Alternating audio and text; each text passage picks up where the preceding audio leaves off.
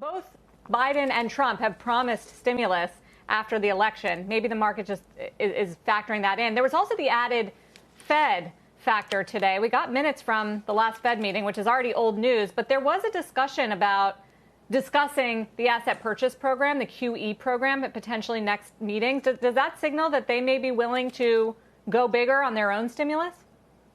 Yeah, look, I think for today's move, we kind of got a triple whammy. You talked about the piecemeal stimulus potentially back on the table. We also had Eli Lilly come out and talk about emergency use authorization for their COVID antibody drug.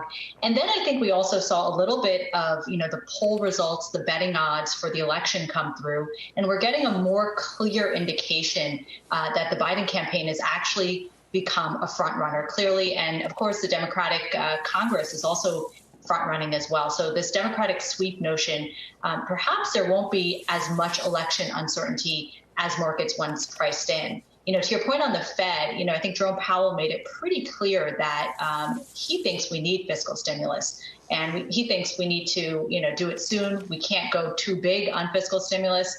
And so I do think the markets are starting to think whether or not it comes before elections or after elections, we probably will at some point face a pretty sizable fiscal stimulus package. That could be combined with ongoing Fed support for sure, but perhaps even, as you alluded to, more QE purchases, more clarity around asset purchases as well.